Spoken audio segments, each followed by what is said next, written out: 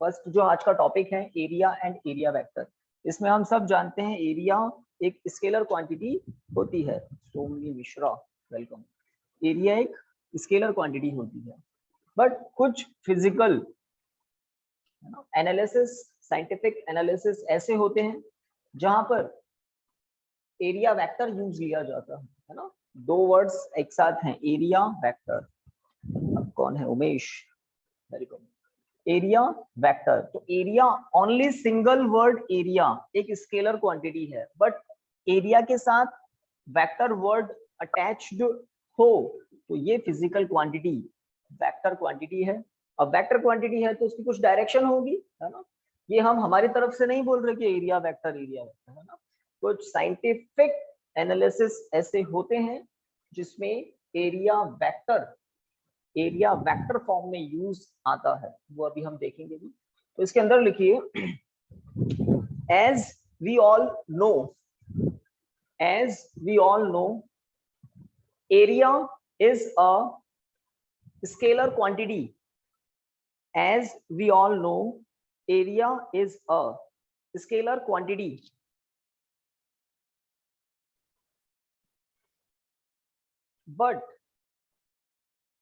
but area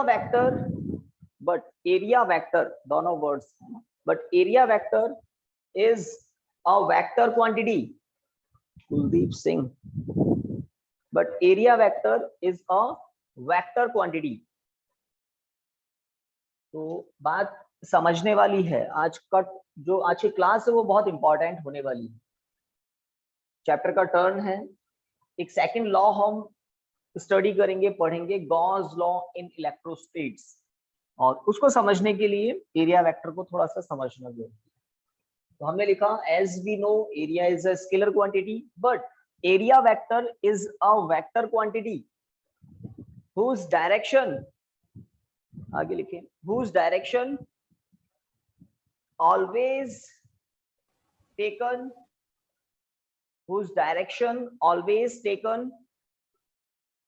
normal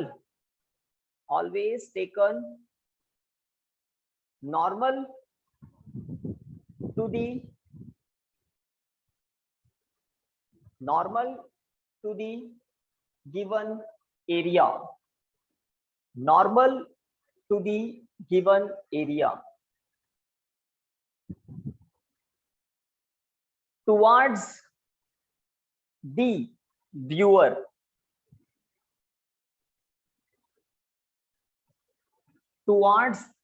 viewer, full stop, towards the viewer।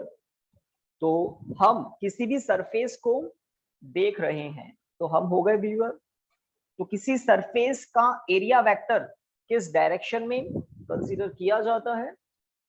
Normally to the area.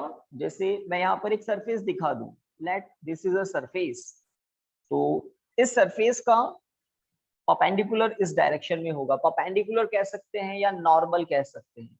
तो अगर कोई viewer इस surface को ऊपर से देख रहा है, ये व्यूअर है, तो इस व्यूअर के लिए इस सरफेस का एरिया वेक्टर किस डायरेक्शन में होगा? इस डायरेक्शन, एरिया वेक्टर। तो ये है एक सरफेस, और इस सरफेस का एरिया वेक्टर ए वेक्टर इस तरह से होता है। और ये कौन है? ये है व्यूअर। तो फटाफट एक डायग्राम आप बना देवें, फटाफट।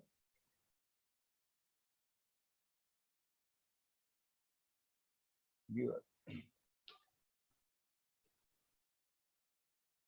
ये है कोई सरफेस। सरफेस का एरिया वेक्टर एक वेक्टर क्वांटिटी होती है। कुछ साइंटिफिक एनालिसिस ऐसे होते हैं जिसमें एरिया वेक्टर की जरूरत होती है। ओनली सिंगल वर्ड हो एरिया। एरिया हम सब अच्छे से जानते हैं स्केलर क्वांटिटी होती है, बट एरिया वेक्टर एक वेक्टर क्वांटिटी होती है। एरिया के साथ वेक्टर वर्ड अटैच्ड अगर है तो उसको वेक्टर कंसीडर किया जाता है। अब वेक्टर है तो डायरेक्शन होनी चाहिए, और डायरेक्शन के बारे में अभी आपको बताया। किसी भी सरफेस का, किसी भी एरिया का एरिया वेक्टर किस डायरेक्शन में होता है? Normally outward. और आउटवर्ड मतलब किधर? व्यूअर जिधर है उसके लिए। अगर इस सरफेस को नीचे से कोई देख रहा है तो उसकी तरफ हो जाएगा। जैसे मार्कर बोर्ड है, ये भी एक सरफेस है, तो इसका एरिया वेक्टर कहाँ होगा? परपेंडिकुलरली आउटवर्ड टुवर्ड्स अस, हमारी तरफ। अगर जिस फ्लोर पर हम हैं वो भी एक प्लेन है, उसका एरिया वेक्टर क्या होगा? परपेंडिकुलरली आउटवर्ड, परपेंडिकुलरली अपवर्ड, जिधर व्यूअर है उस व्यूअर की तरफ, टुवर्ड्स द व्यूअर। अब कौन है? वेलकम। ओके, तो एक छोटी सी बात हो गई एरिया एंड एरिया वेक्टर। तो ये नया कॉन्सेप्ट 12th में बच्चों को सीखने को मिलता है, एरिया वेक्टर, है ना। कुछ साइंटिफिक एनालिसिस ऐसे होते हैं जहां हमें एरिया वेक्टर की नीड होती है। तो पहली बात हो गई एरिया वेक्टर, डायरेक्शन कहाँ ली जाती है वो आपको बता दिया। नेक्स्ट हेडिंग लिखिए और आईएमपी लगाइए, उस पर लिखिए electric flux. Electric flux symbol है फाई। तो एक इंपॉर्टेंट टॉपिक इलेक्ट्रिक फ्लक्स, इसको समझते हैं। ये भी एक नई चीज, इलेक्ट्रिक फ्लक्स। तो गाइस इलेक्ट्रिक फ्लक्स क्या होता है उसको पहले समझेंगे, बाद में डेफिनेशन लिखेंगे, फॉर्मूला फॉर्मुलेट करेंगे, सब कुछ। उसके बाद गॉस लॉ को आप अंडरस्टैंड कर पाएंगे। तो इलेक्ट्रिक फ्लक्स, ये फ्लक्स क्या होता है? तो इसको समझने के लिए मैं यहाँ पर आपको कुछ भी नहीं करना, एक पॉइंट चार्ज में दिखा रहा हूँ। एक पॉइंट चार्ज के अबाउट अगर ये पॉजिटिव है तो इस पॉजिटिव पॉइंट चार्ज के अबाउट इलेक्ट्रिक फील्ड लाइंस कैसे होती है? इलेक्ट्रिक फील्ड लाइंस, तो आपको याद होगा इलेक्ट्रिक फील्ड लाइंस क्या होती है? इलेक्ट्रिक फील्ड लाइंस होती है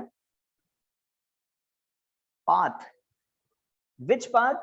The path traveled by a small positive charge which freely dropped in electric field of the charge.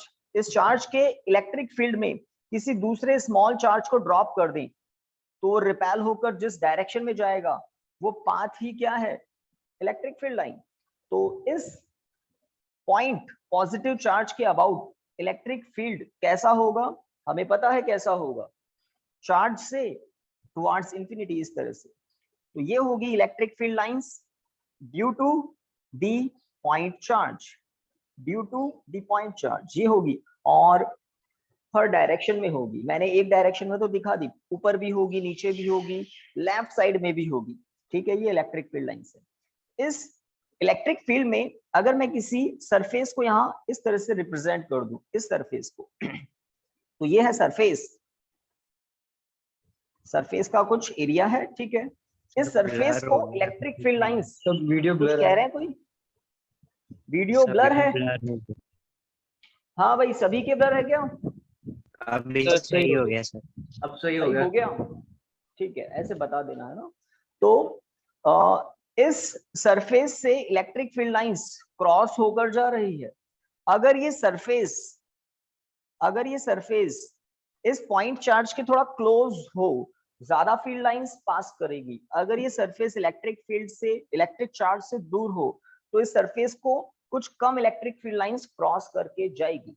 For example इस सरफेस को मैं इलेक्ट्रिक फील्ड से थोड़ा दूर पहुंचा देता हूं, दूर, तो आप देखना क्या होता है। इस सरफेस को हमने यहां से हटा दिया, अब हम इस सरफेस को इलेक्ट्रिक फील्ड से, इलेक्ट्रिक चार्ज से थोड़ा सा दूर दिखा रहे हैं, सेम सरफेस, और अब ये थोड़ा सा डिस्टेंस पर है, तो इससे कम फील्ड लाइंस क्रॉस कर रही है। वही सरफेस अगर इलेक्ट्रिक फील्ड, इलेक्ट्रिक चार्ज के क्लोज होता तो आप देखते हैं कि यहाँ से ज्यादा फील्ड लाइंस क्रॉस कर रही है। अगर सरफेस चार्ज के क्लोज है, ज्यादा फील्ड लाइंस क्रॉस कर रही है। अगर सरफेस चार्ज से दूर है, कम इलेक्ट्रिक फील्ड लाइंस क्रॉस कर रही है। बिल्कुल ठीक है। अब हमें क्या पता है? हमें पता है E is inversely proportional to R square. अगर डिस्टेंस कम है चार्ज से तो इलेक्ट्रिक फील्ड ज्यादा होगा यहाँ पर, अगर डिस्टेंस ज्यादा है चार्ज से तो इलेक्ट्रिक फील्ड थोड़ा कम होगा यहाँ पर। तो इस प्लेस पर, प्लेस 1, इस प्लेस पर इलेक्ट्रिक फील्ड ज्यादा है, इस प्लेस पर इलेक्ट्रिक फील्ड मैग्नीट्यूड में कम है ना। ये छोटी छोटी बातें आप दिमाग में फिट करते जाएंगे तो आगे आपको फ्लक्स की डेफिनेशन, गॉस लॉ सब समझ में आएगा। तो अगर कोई सरफेस चार्ज के नियर है तो सरफेस से ज्यादा फील्ड लाइंस क्रॉस करती है। अगर कोई सरफेस चार्ज से थोड़ा फार है तो कंपैरेटिवली कम इलेक्ट्रिक फील्ड लाइंस क्रॉस करती है, पहली बात, है ना। दैट मीन्स जो number of electric field lines है वो किसके प्रोपोर्शनल है? Number of electric field lines E के प्रोपोर्शनल है। अगर E मैग्नीट्यूड में ज्यादा होता है तो वहां पर electric field lines comparatively close होती है, और जहां पर ई थोड़ा वीक होता जाता है वहां इलेक्ट्रिक फील्ड लाइंस फार होती जाती है। ठीक है, तो ई ज्यादा होगा, फील्ड लाइंस क्लोज होगी, उस सरफेस से ज्यादा फील्ड लाइंस क्रॉस होकर जाएगी। अगर ई वीक है, फील्ड लाइंस दूर दूर होंगी, और वहां पर अगर कोई सरफेस प्रेजेंट है तो सरफेस को कम इलेक्ट्रिक फील्ड लाइंस क्रॉस करके जाएगी। इलेक्ट्रिक फ्लक्स होता ही क्या है? इलेक्ट्रिक फ्लक्स होता है the number of electric field lines passes through the surface normally perpendicularly. ठीक है, तो पहले हम डेफिनेशन लिखते हैं, फिर फॉर्मूले की तरफ आगे बढ़ेंगे। तो इलेक्ट्रिक फ्लक्स एक नई फिजिकल क्वांटिटी आपके लिए है, और वो क्या है? The number of electric field lines which crossing the surface normally. ठीक है, लिखिए गाइस डेफिनेशन। पुनित, बड़े लेट तक बच्चे आ रहे हैं गाइस। वेलकम पुनित। ओके गाइस, तो डेफिनेशन लिखिए, डेफिनेशन लिखिए। The electric flux, the electric flux passing through, the electric flux passing through a surface in electric field, the electric flux passing through a surface in electric field is defined by number of electric field lines, is defined by number of electric field lines, is defined by number of electric field lines which passes through the surface, which passes through the surface normally, full stop, which passes through the surface normally, full stop। तो एक बार वापस complete बोल रहा हूं। the electric flux passes through a surface in electric field is defined by number of electric field lines passes through the surface normally, normally मतलब perpendicularly, full stop। तो किसी भी सरफेस को अगर हम किसी इलेक्ट्रिक फील्ड में पहुंचा दें, इंपॉर्टेंट बात दिमाग में इमेजिन भी करना है। यहाँ तो एक एग्जांपल के लिए मैंने पॉइंट चार्ज दिखा दिया, चार्ज है तो चार्ज के अबाउट इलेक्ट्रिक फील्ड तो होगा ही होगा, है ना। तो किसी भी सरफेस को अगर हम किसी इलेक्ट्रिक फील्ड में पहुंचा दें, कोई म्यूटेट नहीं है क्या?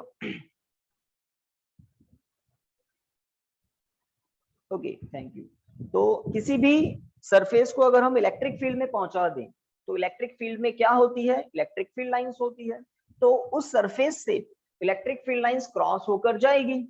जितनी इलेक्ट्रिक फील्ड लाइंस क्रॉस होकर जाएगी वो इलेक्ट्रिक फील्ड लाइंस का नंबर ही क्या है? Electric flux, electric flux. एक और डायग्राम से बात को समझना है। मैंने एक बात तो आपको बताई कि जो इलेक्ट्रिक फ्लक्स होता है वो किसके प्रोपोर्शनल होता है? ई के प्रोपोर्शनल होता है। इस डायग्राम से पता लगता है कि चार्ज के नियर इलेक्ट्रिक फील्ड ज्यादा होने से सरफेस से कंपैरेटिवली ज्यादा फील्ड लाइंस क्रॉस होंगी, इसका मतलब फ्लक्स हाई है। चार्ज से कंपैरेटिवली ज्यादा डिस्टेंस पर इलेक्ट्रिक फील्ड वीक होगा, इसलिए उस सरफेस से पास होने वाली फील्ड लाइंस कंपैरेटिवली कम होगी, दैट मींस फ्लक्स कम होगा। तो फ्लक्स ई के प्रोपोर्शनल है, इस डायग्राम से पता लगता है। और एक और डायग्राम आपको दिखा देता हूं। अगर यूनिफॉर्म इलेक्ट्रिक फील्ड हो, इस यूनिफॉर्म इलेक्ट्रिक फील्ड को आप कुछ दिन पहले देख चुके हैं। अगर यूनिफॉर्म इलेक्ट्रिक फील्ड हो तो क्या होता है? तो यूनिफॉर्म इलेक्ट्रिक फील्ड में किसी सरफेस को हम किस तरह से पहुंचाएं तो कैसा फ्लक्स होगा वो आप इस डायग्राम में देखेंगे। यूनिफॉर्म इलेक्ट्रिक फील्ड क्या होता है? एक ऐसा फील्ड जिसके हर पॉइंट पर इलेक्ट्रिक फील्ड का मैग्नीट्यूड एंड डायरेक्शन दोनों सेम हो। किसी भी पॉइंट पर, यहाँ पर इलेक्ट्रिक फील्ड का मैग्नीट्यूड डायरेक्शन, यहाँ पर इलेक्ट्रिक फील्ड का मैग्नीट्यूड प्लस डायरेक्शन, सब कुछ सेम हो। अगर मैं यहाँ पर एक ऐसा सरफेस दिखाऊं जो कि इलेक्ट्रिक फील्ड के एग्जैक्टली परपेंडिकुलर है, यहाँ पर इलेक्ट्रिक फील्ड लाइंस सरफेस को नॉर्मली कट करके जा रही है, तो इसका मतलब सरफेस का जो एरिया वेक्टर होगा, एरिया वेक्टर वो, और सरफेस के यहाँ पर जो इलेक्ट्रिक फील्ड है वो दोनों सेम डायरेक्शन में है। ये मैं व्यूअर की आई दिखा रहा हूँ, कोई ऑब्जर्वर है, कोई व्यूअर है, तो व्यूअर इस सरफेस को देख रहा है और सरफेस कैसा है, इलेक्ट्रिक फील्ड के परपेंडिकुलर। तो electric field lines and area vector दोनों सेम डायरेक्शन में है। इलेक्ट्रिक फील्ड की डायरेक्शन, एरिया वेक्टर की डायरेक्शन दोनों सेम डायरेक्शन में। फॉर एग्जांपल मेरे पास है ना ये स्क्रीन, इसको मैं कुछ इस तरह से दिखा देता हूं। तो अब ये जो सरफेस है, ये सरफेस इलेक्ट्रिक फील्ड के कैसा है, परपेंडिकुलर, और सरफेस का जो एरिया वेक्टर है वो इलेक्ट्रिक फील्ड के एग्जैक्टली पैरेलल है। तो अगर एरिया वेक्टर और इलेक्ट्रिक फील्ड एक दूसरे के पैरेलल है, कोइंसाइड कर रहे हैं, सेम डायरेक्शन में है, तो इन दोनों के बीच में between E vector and A vector, इन दोनों वेक्टर्स के बीच में एंगल कितना होगा, तो गाइस एंगल 0 डिग्री होगा। तो जब एरिया वेक्टर और ई वेक्टर के बीच का एंगल 0 डिग्री होता है, उस केस में फ्लक्स मैक्सिमम होगा, उस केस में फ्लक्स मैक्सिमम होगा। अब दूसरी सिचुएशन देखें, हमें इस यूनिफॉर्म इलेक्ट्रिक फील्ड में इस एरिया को थोड़ा सा बैंड कर देना है, थोड़ा सा रोटेट कर देना है। अभी मोबाइल की स्क्रीन से मैं आपको इस बात को भी समझाने वाला हूं। तो फर्स्ट डायग्राम और सेकंड डायग्राम में थोड़ा सा डिफरेंस क्या है, डिफरेंस ये है कि हमने इस एरिया को थोड़ा घुमा दिया है। एरिया को घुमाने से एरिया वेक्टर भी कुछ इंक्लाइंड हो गया है, कुछ रोटेट हो गया है, कुछ घूम गया है। यूनिफॉर्म इलेक्ट्रिक फील्ड अभी भी उसी डायरेक्शन में है जैसा पहले था। This is uniform electric field. Area vector और इलेक्ट्रिक फील्ड के बीच में अब कुछ एंगल है, एक्यूट एंगल है। जैसे इस स्क्रीन से ही देखें, फर्स्ट केस में हमने इस तरह से स्क्रीन को लिया था। अगर मैं इसको घुमा दूं तो ये वाली कंडीशन आ गई। अगर एरिया घूम गया है तो एरिया वेक्टर भी घूम गया है, और अब जो इलेक्ट्रिक फील्ड लाइंस क्रॉस कर रही है सरफेस से, उसका नंबर कम होता जाएगा। इस केस में जो फ्लक्स होगा वो कुछ कम हो जाएगा, और वो कितना होगा हम देखेंगे, ठीक है। एक और डायग्राम से बात को समझते हैं। तो यूनिफॉर्म इलेक्ट्रिक फील्ड को थोड़ा सा एक्सटेंड करके मैं इस एरिया की एक और कंडीशन आपको दिखा देता हूं। फ्लक्स को समझ लेंगे तो गॉस लॉ डाइजेस्ट करना आपके लिए इजी हो जाएगा। ओके, तो this is our uniform electric field. अगर हम इस एरिया को रोटेट करके यूनिफॉर्म इलेक्ट्रिक फील्ड के पैरेलल कर दें तो क्या होगा। ओके, तो इसको हमने पहले परपेंडिकुलर रखा, फिर थोड़ा घुमाया, अब पूरा ही घुमा दें तो कंडीशन कुछ ऐसी हो जाएगी, कंडीशन कुछ ऐसी हो जाएगी। यस, तो वही बात इससे आप समझ सकते हैं। पहले सरफेस इस तरह से था इस यूनिफॉर्म इलेक्ट्रिक फील्ड, फिर इसको हमने थोड़ा घुमा दिया, उसके बाद उसको घुमाकर हमने ऐसे ही कर दिया। अब इस सरफेस का एरिया वेक्टर कहाँ होगा, जबकि व्यूअर ऊपर इस तरह से देख रहा है। तो इस सरफेस का area vector perpendicular to it, area vector कहाँ होता है, परपेंडिकुलर टू द सरफेस। तो इस सरफेस का एरिया वेक्टर परपेंडिकुलरली आउटवर्ड होगा टुवर्ड्स द व्यूअर, ठीक है। और इलेक्ट्रिक फील्ड अभी भी किस डायरेक्शन में है, same, left to right direction. इस केस में एरिया वेक्टर, इलेक्ट्रिक फील्ड, इन दोनों के बीच में एंगल क्या हो गया, एंगल हो गया एग्जैक्टली 90 डिग्री। अब मुझे बताइए इस सरफेस से कितनी इलेक्ट्रिक फील्ड लाइंस क्रॉस कर रही है, कुछ कर भी रही है या नहीं कर रही है, 0। इस केस में सरफेस से कोई इलेक्ट्रिक फील्ड लाइन क्रॉस नहीं कर रही है। फील्ड लाइंस ऊपर से निकल जाएगी, नीचे से निकल जाएगी, क्रॉस नहीं करेगी। आप इसको ऐसे समझ सकते हैं, थोड़ी देर के लिए मान लें कि किसी रिवर में वाटर के फ्लो को हम इन एरो से दिखा रहे हैं। इन एरो से हम किसको दिखा रहे हैं, रिवर में वाटर के फ्लो को, और उस वाटर के फ्लो में हमने एक फ्रेम इंसर्ट कर दी। फ्रेम समझते हैं, जिसमें ओनली बाउंड्री होती है और बीच में बिल्कुल होलो होता है फ्रेम। उस फ्रेम को हम अगर इंसर्ट कर दें तो इस फ्रेम के एरिया के अंदर से वाटर फ्लो होगा, और इस केस में, फर्स्ट केस में वाटर फ्लो मैक्सिमम होगा वो जो फ्रेम के अंदर से क्रॉस होकर आ रहा है। जब हम फ्रेम को घुमाएंगे घुमाएंगे घुमाएंगे तो वाटर का अमाउंट जो फ्रेम के अंदर से क्रॉस होके आ रहा है वो कम होता जाएगा, कम होता जाएगा। और इस केस में फ्रेम के अंदर से कोई वाटर पास नहीं होगा, ऊपर से और नीचे से वाटर क्रॉस कर जाएगा।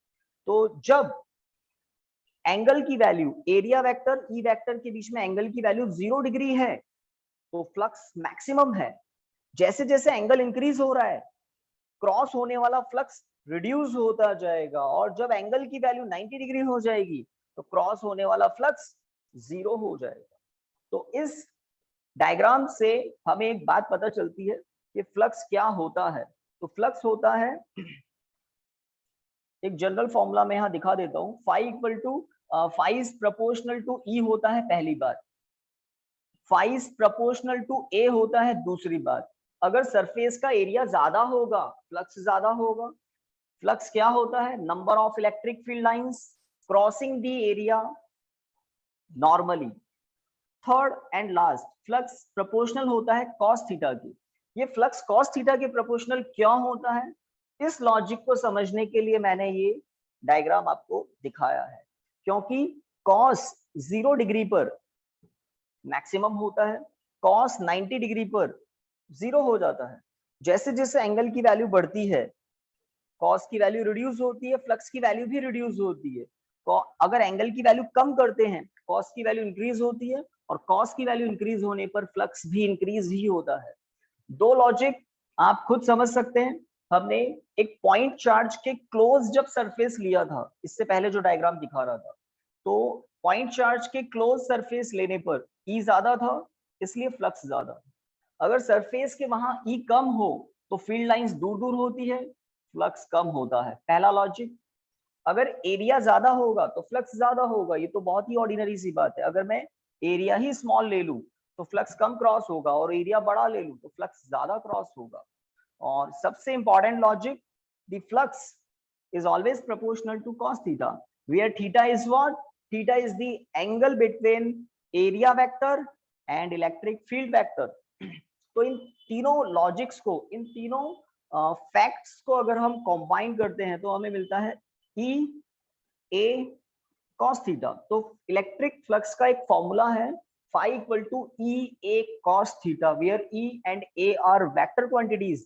तो phi can be written as phi equal to E dot A, phi equal to E dot A। तो इलेक्ट्रिक फ्लक्स क्या है हमने बात की। तो इलेक्ट्रिक फ्लक्स क्या है, electric flux is defined by number of electric field lines passes through the surface normally। First thing, electric flux किन किन फिजिकल क्वांटिटी पर डिपेंड करता है, E पर, A पर, cos थीटा पर। इन तीनों को कंबाइन करके एक फॉर्मूला भी बनता है ना।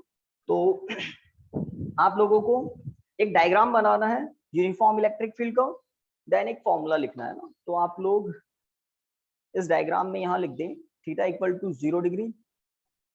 डायग्राम बनाना स्टार्ट कर दें, पैरेलल लाइंस कॉपी में आपके हैं, उन्हीं से आप फटाफट बना दें। और 3 conditions, theta less than 90 greater than 0, theta equal to 90 degree. तो ये 3 केसेस आपको दिखाने हैं।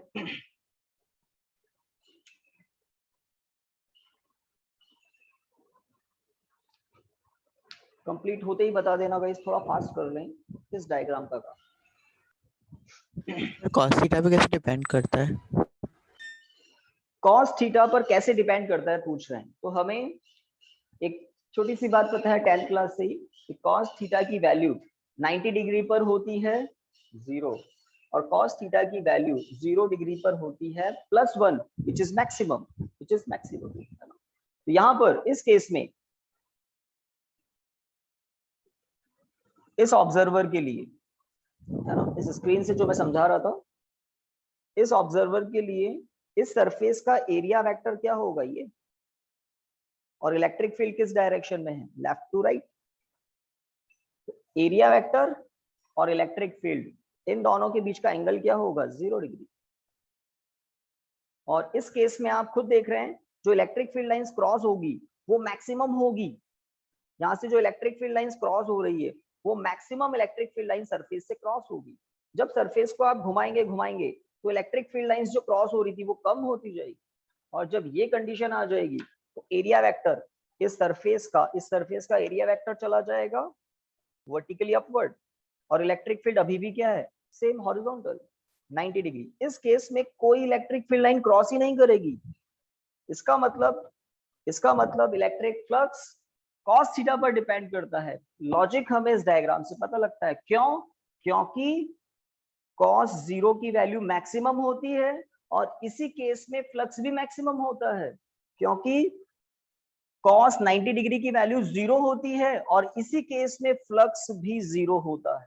तो इस लॉजिक से हमें पता लग रहा है कि फ्लक्स कॉस थीटा के प्रोपोर्शनल है। और एक थीटा क्या है? Theta is the angle between E vector and A vector. जैसे जैसे ये तो स्पेशल केस हैं 0 डिग्री और 90 डिग्री, बिल्कुल ग्रेजुअली धीरे धीरे अगर हम एंगल इंक्रीज करते हैं तो बिल्कुल उसी रेशो में फ्लक्स रिड्यूस होता जाता है, फ्लक्स रिड्यूस होता जाता है। तो वाटर के एग्जांपल से भी बताया, और इलेक्ट्रिक फील्ड लाइंस तो है ही अगर यूनिफॉर्म इलेक्ट्रिक फील्ड है तो। डायग्राम कंप्लीट होते ही मुझे इन्फॉर्म करें। इसके बाद डायग्राम के बाद हम इन फॉर्मूलाज की बात करेंगे, यूनिट की बात करेंगे, और एक छोटा टॉपिक है, इंपॉर्टेंट टॉपिक है, कंप्लीट करेंगे। तो आपको डेफिनेशन लर्न करनी होगी। इस डेफिनेशन में कीवर्ड्स क्या है? Number of electric field lines passing through the surface normally. तो इलेक्ट्रिक फ्लक्स क्या है? इन शॉर्ट कभी मैं आपसे पूछूं तो आपको यही बताना है, the number of electric field lines passing through the surface normally. और अगर कभी फील्ड लाइंस नॉर्मली क्रॉस नहीं कर रही है तो उसका कंपोनेंट आ जाता है ई कॉस थीटा इंटू ए फ्लक्स होगा। और already field lines normally cross कर रही है तो ई इंटू ए ही क्या होगा? फ्लक्स। यहां पर इलेक्ट्रिक फील्ड लाइंस इस डायरेक्शन में है और सरफेस की डायरेक्शन में इलेक्ट्रिक फील्ड का कोई कंपोनेंट आएगा ही नहीं, 0। तो इलेक्ट्रिक फील्ड लाइंस का नंबर ही क्या होता है? फ्लक्स।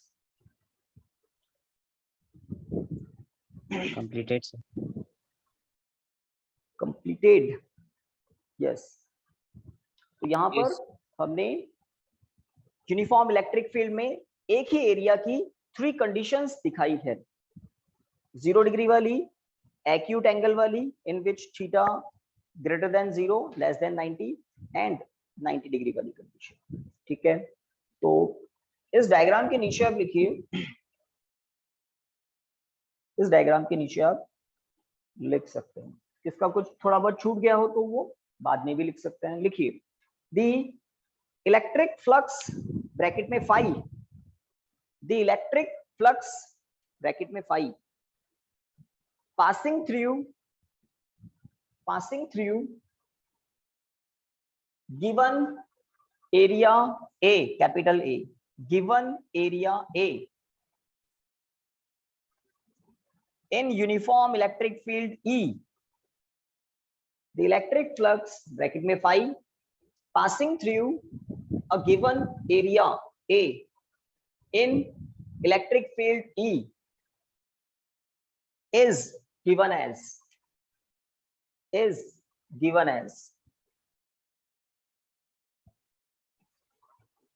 फॉर्मूला लिख लें, is given as phi equal to E dot A, phi equal to E dot A, phi equal to E A cos theta। तो ये डॉट प्रोडक्ट की फॉर्म में है। ठीक है, यूनिट लिख सकते हैं आप, तो यूनिट आप सब जानते हैं, electric field intensity. Electric field intensity की यूनिट है न्यूटन अपॉन कूलॉम। एरिया की unit metre square, newton into metre square upon coulomb is the unit of electric flux. तो हम सब जानते हैं ई क्या होता है? Electric force per unit charge. तो इलेक्ट्रिक फील्ड इंटेंसिटी की यूनिट होती है न्यूटन अपॉन कूलॉम, और एरिया की यूनिट क्या होती है? ऐसा सिस्टम में मीटर्स। ओके, तो गाइस इलेक्ट्रिक फ्लक्स क्या है? Number of electric field lines passes through the surface normally. वो नॉर्मली वर्ड किस लिए है? क्योंकि यहाँ cos थीटा दिख रहा है ना, तो ई cos थीटा क्या होता है? Electric field lines electric field का वो कंपोनेंट जो एरिया की डायरेक्शन में है। आप खुद सोच सकते हैं, इलेक्ट्रिक फील्ड इस डायरेक्शन में है, तो इलेक्ट्रिक फील्ड का एरिया वेक्टर की डायरेक्शन में कंपोनेंट क्या होगा? E cos theta. E cos theta. अगर थीटा कम है तो ई कॉस थीटा ज्यादा होगा, और थीटा अगर ज्यादा है तो ई कॉस थीटा कम होगा, और थीटा अगर 90 डिग्री है तो ई कॉस थीटा 0 होगा। एरिया तो कभी 0 नहीं होगा, एरिया तो जो है वो है ना। तो इस तरह से नॉर्मली वर्ड का इंपॉर्टेंस मैंने आपको बताया कि इलेक्ट्रिक फील्ड का वो कंपोनेंट जो एरिया वेक्टर की डायरेक्शन में है, और एरिया वेक्टर किस डायरेक्शन में होता है? सरफेस के परपेंडिकुलर होता है, सरफेस पर नॉर्मल होता है, सरफेस पर नॉर्मल होता है एरिया वेक्टर, और एरिया वेक्टर की डायरेक्शन में इलेक्ट्रिक फील्ड का कंपोनेंट होता है E cos theta. Guys unit लिख ली आप लोगों ने? कंप्लीट?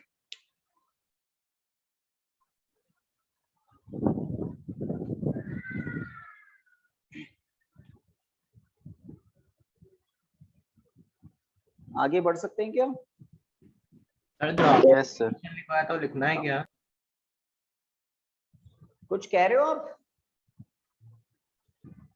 फॉर्मूले तक का काम करना था, और कुछ पूछ रहे हैं तो पूछिए। फॉर्मूले तक का काम करना था, डायग्राम के नीचे फॉर्मूले तक का काम करना था। आई थिंक सभी ने कर लिया होगा, एक बार इन्फॉर्म कर दें। यस दो सर। छोटे टॉपिक है ना, दो छोटे टॉपिक हमने किए, एरिया एंड एरिया वेक्टर। ये तो एक इंफॉर्मेशन थी, और टॉपिक जो एग्जाम में पूछा जा सकता है आपसे, इलेक्ट्रिक फ्लक्स क्या होता है ना, तो डेफिनेशन लर्न करनी होगी। इलेक्ट्रिक फ्लक्स बिल्कुल नई फिजिकल क्वांटिटी है आपके लिए, और इसको इसलिए हमने थोड़ा सा अलग अलग डायग्राम से, अलग अलग एंगल से समझाया इलेक्ट्रिक फ्लक्स क्या होता है। ओके, नेक्स्ट हेडिंग लिखिए और मोस्ट आईएमपी लगा देना इसको,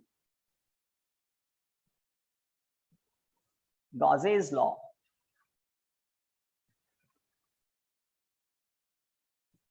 गॉसेस लॉ, तो गॉस जो साइंटिस्ट है, उसने इलेक्ट्रिक फ्लक्स से रिलेटेड, इलेक्ट्रिक फ्लक्स को लेकर अपना एक लॉ रिलीज किया। देखते हैं क्या है, उस लॉ को हम समझेंगे, देन उसको प्रूव भी करेंगे। काफी एप्लीकेशंस हैं आपके सिलेबस में गॉस लॉ के। एक्चुअल में पूरे चैप्टर में अब रिमेनिंग क्या है? गॉस लॉ के एप्लीकेशन ही रिमेनिंग है। इस चैप्टर को हम दो पार्ट में स्प्लिट कर सकते हैं, डिवाइड कर सकते हैं। पहला coulomb law, electric field, then आज चैप्टर का टर्न है, और उसमें हमने इलेक्ट्रिक फ्लक्स, गॉस लॉ यहाँ पर स्टार्ट कर लिया। गॉस लॉ क्या है तो उसको समझ लेते हैं गाइस। गॉस लॉ क्या बताता है? अगर कोई क्लोज्ड सरफेस है, लाइक स्फीयर है ना, like cube, like cuboid, like close cylinder है ना, तो अगर कोई भी क्लोज्ड सरफेस है, दो तो मैंने भी बना दिए, स्फीयर एंड क्यूब, तो किसी क्लोज्ड सरफेस के अंदर अगर चार्ज प्रेजेंट है, तो चार्ज प्रेजेंट है तो क्या निकलेगी? चार्ज से electric field lines, obviously charge से इलेक्ट्रिक फील्ड लाइंस तो क्रॉस होगी। इस क्यूब में भी देख लें, अगर चार्ज प्रेजेंट है तो चार्ज से इलेक्ट्रिक फील्ड लाइंस हर डायरेक्शन में बाहर निकलेगी। तो गॉस थ्योरम, गॉस लॉ क्या है? गॉस अपने स्टेटमेंट में क्या कहता है? The total electric flux passing through a closed surface is, the total electric flux passing through a closed surface is 1 upon epsilon naught times of total charge present within the closed surface। अब ये epsilon naught क्या होता है? Electric permittivity of free space. Electric permittivity of free space, इसकी कुछ particular value होती है। 8 point experimentally proved value है 8.85 इंटू 10 टू द पावर -12 है ना। आपको मैं याद दिला दूं, जब हमने कूलॉम लॉ डिस्कस किया था तो हम वहां लिखते हैं k q1 q2 upon r square. उस k की वैल्यू आपको बताई थी 9 इंटू 10 टू द पावर 9। आज एक HW आपको दे रहा हूं, अगर हम k के लिए एक फॉर्मूला लिखें 1/4 पाई एप्सिलॉन नॉट। अभी चेक मत करना, बाद में आप चेक कर लेना, है ना। आपके ब्रेन को एक क्या स्ट्रॉन्ग इंफॉर्मेशन मिल जाएगी तो आपको चीजें ठीक लगेगी, ऑर्डिनरी लगेगी। तो एक फॉर्मूला मैंने के का नया बता दिया आज, 1/4 pi epsilon not, 1/4 pi epsilon naught. इस एप्सिलॉन नॉट की वैल्यू मैंने आपको बताई वैक्यूम के लिए, फ्री स्पेस के लिए इलेक्ट्रिक परमिटिविटी कहते हैं इसको, इलेक्ट्रिक परमिटिविटी। ओके, अगर हम इस फॉर्मूले में के इस फॉर्मूले में 4 तो 4 ही है, ठीक है, पाई के प्लेस पर 3.14, एप्सिलॉन नॉट के प्लेस पर 8.85 इंटू 10⁻⁻12 पुट करके सॉल्व करते हैं तो हमें एक्चुअल में क्या वैल्यू रिसीव होती है, 9 इंटू 10⁻9। दैट मीन्स आपको एक नई इंफॉर्मेशन दे रहा हूँ, इसको इंफॉर्मेशन कहते हैं ना, यहाँ पर कोई फिजिक्स नहीं है, कोई लॉजिक आप नहीं समझ रहे हैं, एक इंफॉर्मेशन है कि वैक्यूम के लिए प्रोपोर्शनलिटी कांस्टेंट के की वैल्यू इस फॉर्मूले से गेन होती है। वैक्यूम के लिए प्रोपोर्शनलिटी कांस्टेंट के की वैल्यू इस फॉर्मूले से गेन होती है, और इस फॉर्मूले में एक टर्म आपको दिख रही है एप्सिलॉन नॉट। इस एप्सिलॉन नॉट को कहते हैं electric permittivity of vacuum, electric permittivity of vacuum और फ्री स्पेस, इसकी भी वैल्यू है। तो कॉपी के टॉप पर एक तो वैल्यू पुट कर लें आप, epsilon naught equal to 8.85 into 10⁻⁻12। तो कुछ कॉन्स्टेंट्स हमें फिजिक्स में लर्न करने होते हैं। एक और एप्सिलॉन नॉट, आप में से कोई मुझे एप्सिलॉन नॉट की यूनिट बता सकता है क्या? थोड़ा सा दिमाग लगाएंगे तो बता देंगे। एप्सिलॉन नॉट की यूनिट बता सकता है क्या? इलेक्ट्रिक परमिटिविटी की यूनिट बता सकता है कोई? जबकि मैंने आपको क्या बता रखी है, इस कांस्टेंट के की unit newton into metre square upon coulomb square. K की यूनिट आपको मैंने पहले ही बता रखी है। एप्सिलॉन नॉट की unit coulomb square upon newton metre square. हाँ, reciprocal, coulomb square upon newton into metre square, reciprocal. Region के का जो कांस्टेंट का जो फॉर्मूला है वो है 1/4 पाई एप्सिलॉन नॉट, और एप्सिलॉन नॉट खुद एक कांस्टेंट है, इसलिए के एक कांस्टेंट। तो के एप्सिलॉन नॉट इनवर्सली प्रोपोर्शनल है, इसलिए यूनिट क्या हो जाएगी, newton coulomb square upon newton into metre square. तो गाइस स्टेटमेंट लिखना स्टार्ट करते हैं इन्वर्टेड कॉमा, क्योंकि गॉस लॉ में इस एप्सिलॉन नॉट की बात होगी, इस एप्सिलॉन नॉट की बात होगी। तो ये एप्सिलॉन नॉट होता क्या है, आता कहां से है, ये थोड़ा सा मैंने आपको बता दिया कि वैक्यूम के लिए प्रोपोर्शनलिटी कांस्टेंट के जो होता है, उस के फॉर्मूला में ये जो कांस्टेंट प्रेजेंट है, इस कांस्टेंट का नाम है electric permittivity of free space, called epsilon not, symbol epsilon not. Okay, statement लिखिए इन्वर्टेड कॉमा में, और उसको हम लर्न करेंगे, उसको हम प्रूव भी करेंगे। जब प्रूव करेंगे तब बात हमें बहुत ऑर्डिनरी लगेगी कि गॉस ने एक्चुअल में बताया क्या था। लिखिए इन्वर्टेड कॉमा में, according to Gauss law, according to Gauss law, Gauss's law है ना, according to Gauss's law, the total electric flux, the total electric flux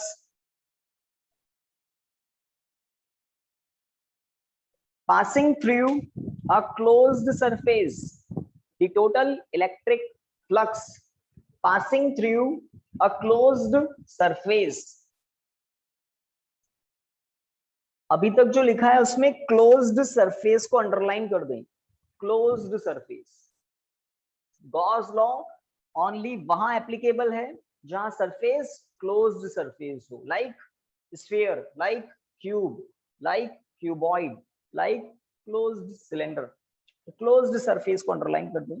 The total electric flux passing through a closed surface is देखो आधा तो law हमने लिख दिया।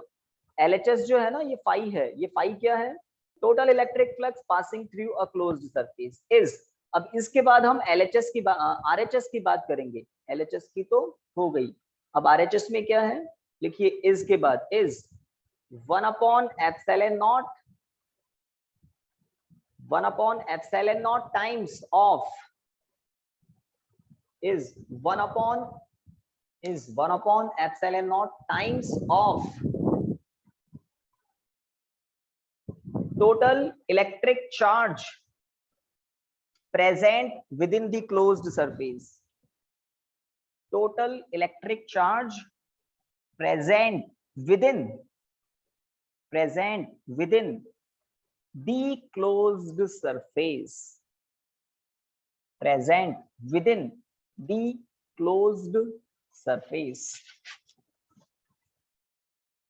Full stop, inverted comma, closed.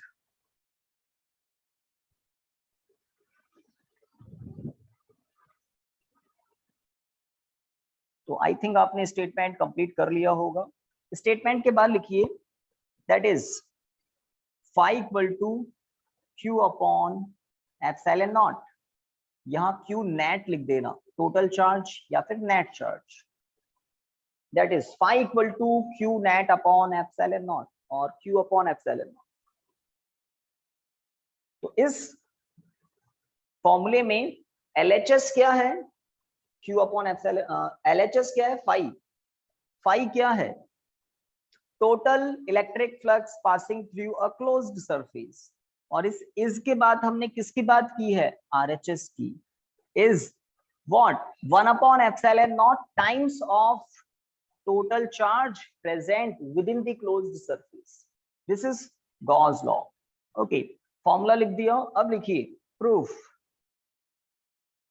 तो मैं टाइम देख लेता हूं, मे बी 10 to 15 मिनट अगर हुए तो हम प्रूफ कंप्लीट कर लेंगे। यस, तो बिल्कुल आप लोग फटाफट हेडिंग लिख लें, प्रूफ। यहाँ पर आई थिंक आपने कॉपी के टॉप पर ये वैल्यू लिख ली है सभी ने, फटाफट बता दें। Yes sir. विद इसका Yes, नाम sir. मैंने क्या बताया था, इलेक्ट्रिक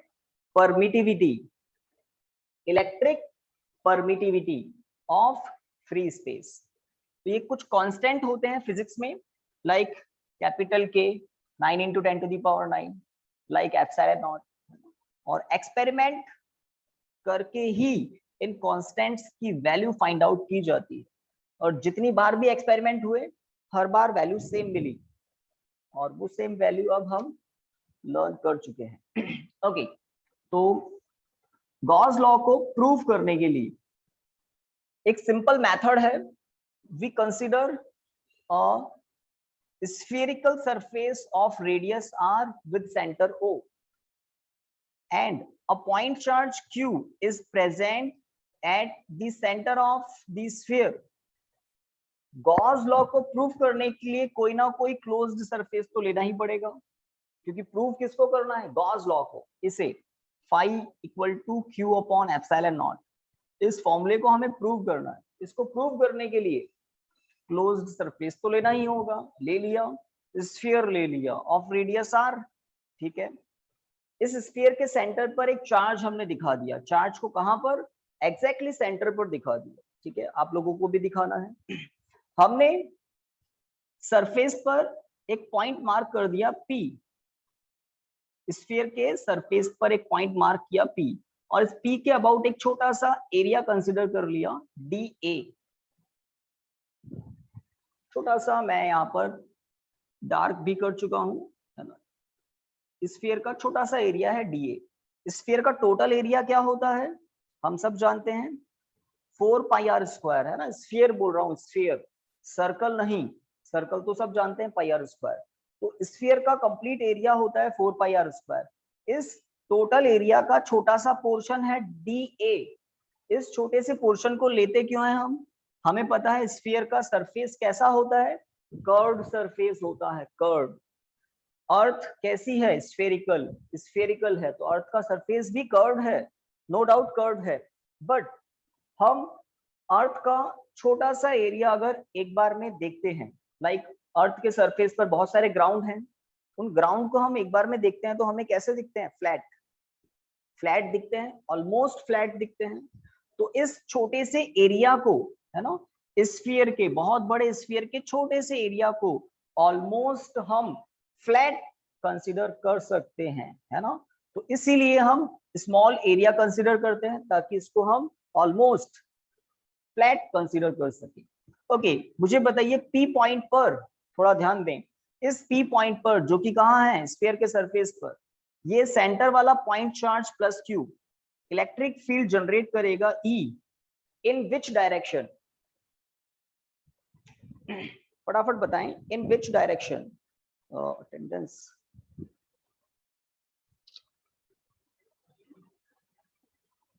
आवाज नहीं आई भाई।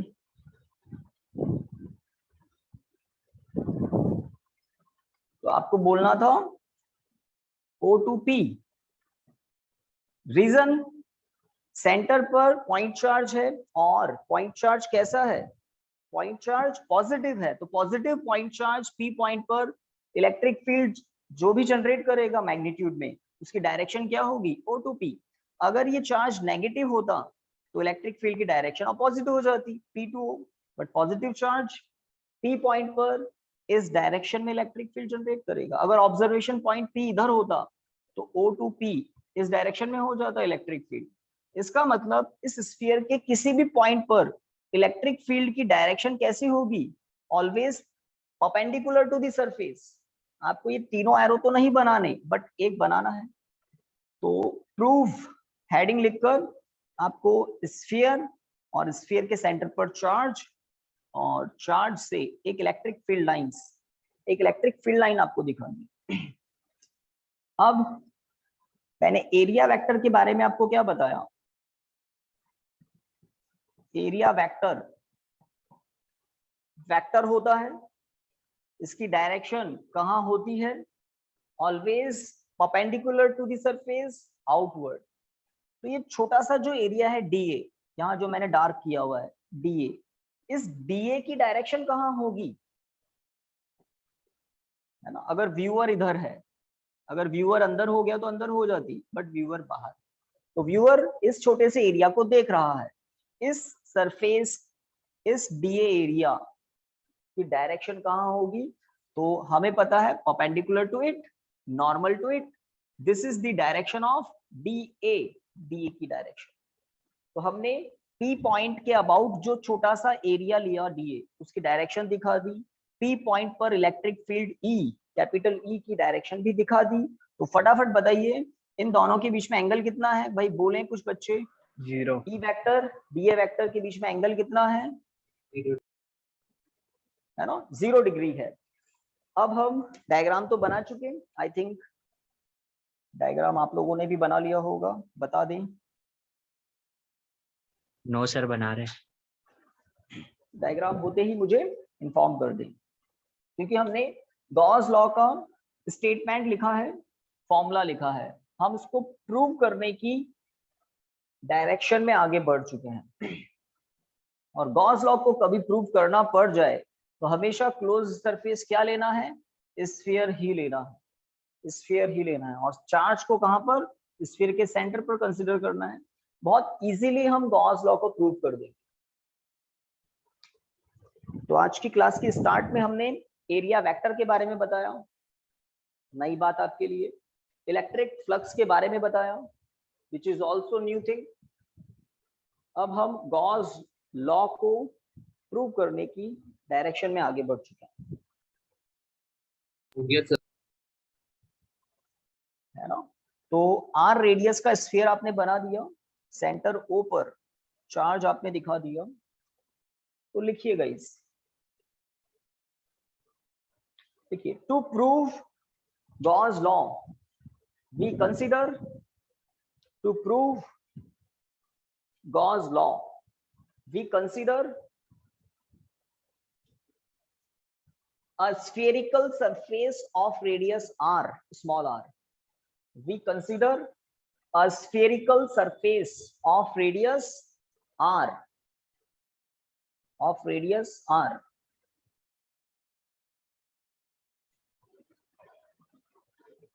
Full stop. देखिए, a point charge plus Q, full stop के बाद आगे लिखिए a point charge plus Q is present at the centre of the sphere. A point charge plus q is present at the center of the sphere. Full stop. Full stop. देखिए full stop के बाद if d phi, ये d phi क्या है? Small electric flux. ये small electric flux कहां से पास हो रहा है अभी हम बताने वाले हैं। एक स्मॉल एरिया है dA, उससे पास होने वाला। देखिए if d phi be the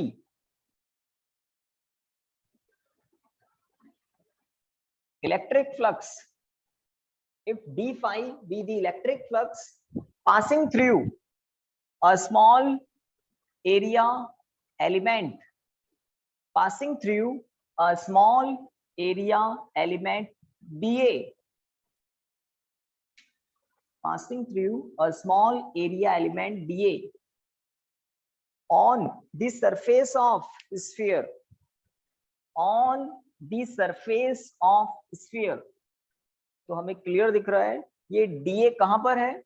sphere के सरफेस पर ही है, स्फीयर के सरफेस पर ही है। तो आपने लिखा if d phi be the electric flux passing through small area element dA, then it can be written as, then it can be written as, then it can be written as। तो formula देख लें और आपको कुछ पुराना formula याद आ जाएगा। It can be written as, तो डी फाई को हम इस फॉर्मूले से रिप्रेजेंट कर सकते हैं। रीजन फाई इक्वल टू आपको बताया था E dot A, electric flux की डेफिनेशन के बाद डायग्राम के बाद आपको ये फॉर्मूला लिखवाया था। तो ये है कंप्लीट एरिया, तो ये है कंप्लीट फ्लक्स, ये है स्मॉल एरिया, तो इससे पास होने वाला small flux d phi. Formula लिख दिया d phi equal to E dot d A. Done guys? Yes sir.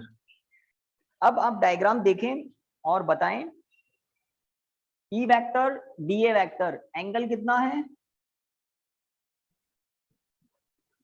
0 cos 0 कितना होता है? 1 +1, because theta equal to 0, because theta equal to 0। तो यहाँ पर ई डॉट ए के प्लेस पर ई डी ए cos 0 +1 होता है ना, दोनों ही बातें लिख देते हैं, because theta 0 and cos 0 1 E D A. Okay, तो गाइज आपने 11th क्लास में इंटीग्रेशन कभी किया हो? इंटीग्रेशन किस काम आता है? सम करने के, इंटीग्रेशन सम करने के लिए यूज आता है। हम इस स्फीयर से पास होने वाला टोटल फ्लक्स पता करना चाहते हैं, टोटल फ्लक्स, क्योंकि गॉस लॉ इस टोटल फ्लक्स के बारे में ही बताता है कि किसी भी क्लोज्ड सरफेस से पास होने वाला टोटल फ्लक्स क्या होता है। और ये डी फाई क्या है?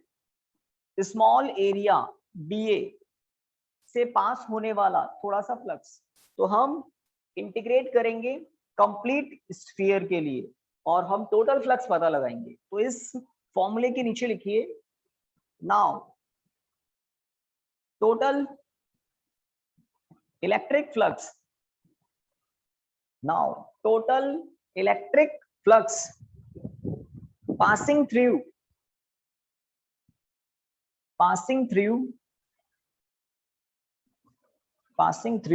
the sphere, passing through the sphere is phi equal to integration E dA। और इंटीग्रेशन पर है ना, इंटीग्रेशन पर एक छोटा सा सर्कल आपको दिखाना है ना। रीजन है इसका, ये सर्कल एक इंफॉर्मेशन देता है क्या? This integration is over a closed surface, closed surface के ऊपर इंटीग्रेशन है।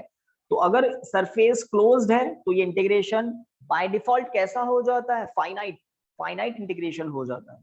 तो गाइस इंटीग्रेट करके हमें टोटल मिलता है, टोटल। तो इस स्मॉल क्वांटिटी के इंटीग्रेशन से टोटल फ्लक्स रिसीव होना है। ओके, इंटीग्रेशन की एक छोटी सी बात, कांस्टेंट टर्म्स को इंटीग्रेशन से आउट कर देते हैं, यस और नो? कांस्टेंट टर्म्स को इंटीग्रेशन Yes. से बाहर कर देते हैं। और सरफेस के किसी भी पॉइंट पर अगर आप electric field intensity find out करेंगे तो गाइस आपको वैल्यू ये मिलेगी, क्या मिलेगी? KQ upon R square, where R is what? Radius of the sphere. तो स्फीयर के सरफेस के किसी भी पॉइंट पर इलेक्ट्रिक फील्ड का मैग्नीट्यूड सेम होगा, सेम होगा, सेम होगा, मतलब कांस्टेंट होगा। तो कांस्टेंट का तो इंटीग्रेशन नहीं होता। तो सरफेस के, स्फीयर के सरफेस के हर पॉइंट पर इलेक्ट्रिक फील्ड की वैल्यू, मैग्नीट्यूड सेम होगा। तो E को आउट कर दें। हाँ, अगर आप एलिमेंट यहां पर लें तो एरिया एलिमेंट अपनी डायरेक्शन बदल देगा। तो एरिया एलिमेंट की वैल्यू भी कम ज्यादा आप कर सकते हैं, है ना? एरिया एलिमेंट कम भी ले सकते हैं, ज्यादा भी ले सकते हैं। तो इस DA का इंटीग्रेशन क्या होगा? Obviously A। Integration of DA is what? A। आप सब जानते हैं integration of DX X, integration of DV that means V, integration of DT is T। So integration of DA is what? A। अब A क्या है? Total surface area of the sphere, sphere का total surface area है। और वो क्या होता है? 4 pi R square, total surface area. अब मुझे बताइए ये कैपिटल E क्या होगा, है ना?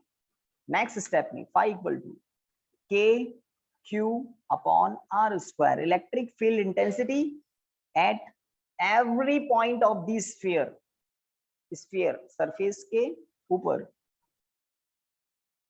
4 पाई R स्क्वायर। कुछ कैंसिल हो रहा है या रीजन आप चाहें तो लिख सकते हैं, because E equal to KQ upon R square. तो इंपॉर्टेंट बात थी स्टार्टिंग।